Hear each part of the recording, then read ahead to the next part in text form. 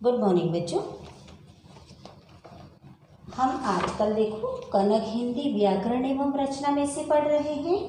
इसमें से हमने उल्टे अर्थ वाले शब्द, लड़का लड़की, स्वर, व्यंजन, ऐसी कई चीज़ें पढ़ी हैं।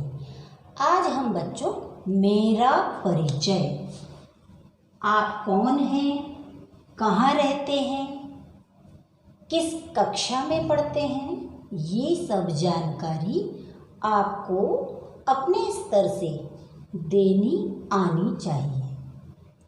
अब आप फर्स्ट क्लास में हैं तो आपसे कोई पूछेगा तो आप ये बता सकें। इंग्लिश में आप करते हैं माय नेम इज़, जो भी नाम है आपका, आई एम 6 years old, है ना, इस तरह से, आई लिव इन आगरा।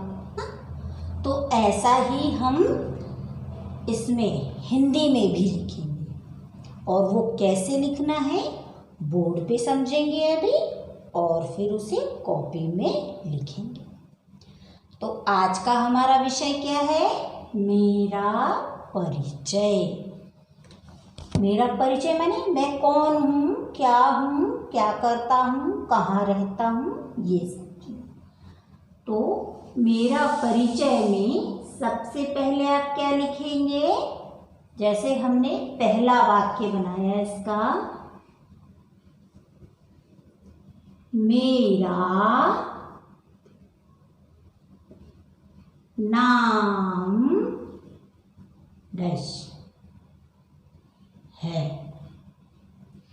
आपका जो भी नाम है आप वो यहाँ लिखेंगे। जैसे आपका नाम संजू राजू है, तो आपको अपना नाम यहाँ लिखना है। बच्चों, नाम आपको हिंदी में और इंग्लिश में दोनों में अपना नाम लिखते आना चाहिए। तो हमारा पहला सेंटेंस क्या हो गया? मेरा नाम डैश, जो भी आपका नाम है, ठीक है। दूसरा हो गया मैं जब अपने लिए हम यूज़ करते हैं वहाँ 2 मात्राएं आती है। अभी आपने ये मात्रा सीखी नहीं है, यूकेजी में थोड़ी बहुत सीखी है, पर बेटा मेरा परिचय लिखने में तो हमें सभी मात्राओं को ध्यान में रखना ही पड़ेगा।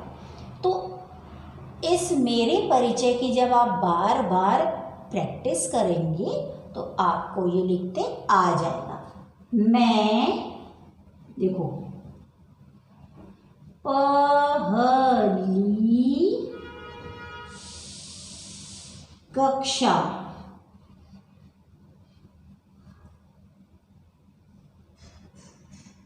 इसे हम थोड़ी छोटी लगाएंगे, कक्षा में पढ़ता।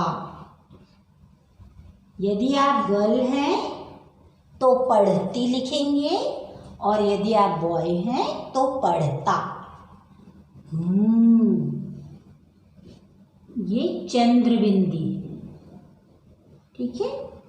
मैं पहली कक्षा में पढ़ता हूँ, ठीक है। अब जैसे हमारा तीसरा वाक्य है, मैं, आप कितने साल के हैं? जैसे 6 साल के हैं, 7 साल के हैं, 8 साल के हैं। मैं, मान लीजिए आप 7 साल के हैं, 7 साल का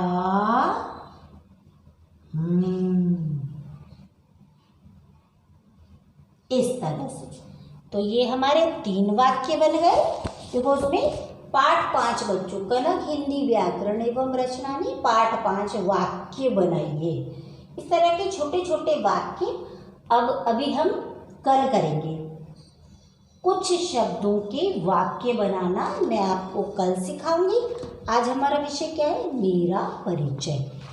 तो ये हमारे 3 वाक्य हो गए। मैं 7 साल का हूँ, जैसे 5वां।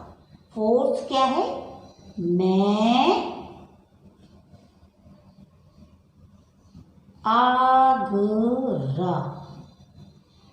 अब आगरा तो बहुत बड़ा है, तो आगरा में जो भी आपका स्थान है, प्लेस है, जैसे आगरा में, अब जैसे मैं आगरा नेहरू एनक्लेव में रहती हूँ, तो मैंने अपना, मेरे जो कॉलोनी का नाम है मैंने वो डाला है। आपकी चॉइस है, अगर आप आगरा के साथ जहाँ रहते हैं वो डालना चाहते हैं तो लिख सकते हैं। मैं आगरा में रहता हूँ। गर्ल क्या लिखेंगी? रहती हूँ। ठीक है, 7 साल की। तो ये हमारे 4 पॉइंट्स हो गए। अब बच्चों हमारी बोर्ड पर जगह ही नहीं बची है, तो अब हम थोड़ा सा हमें इरेज करना पड़ेगा।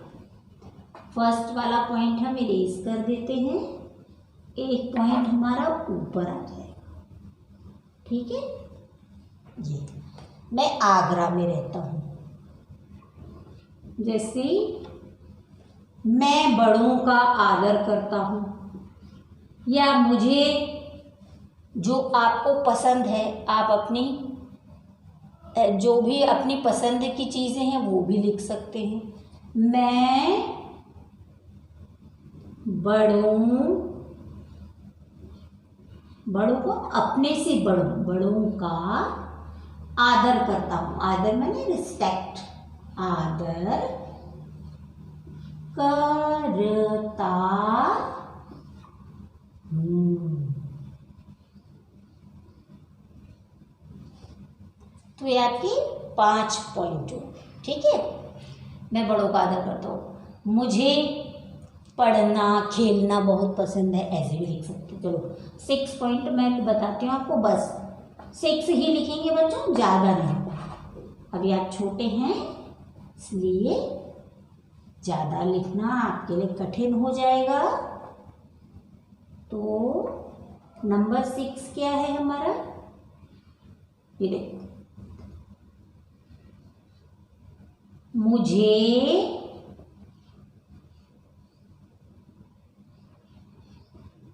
खेलना, भाई खेलना तो सब बच्चों को अच्छा लगता है, और पढ़ना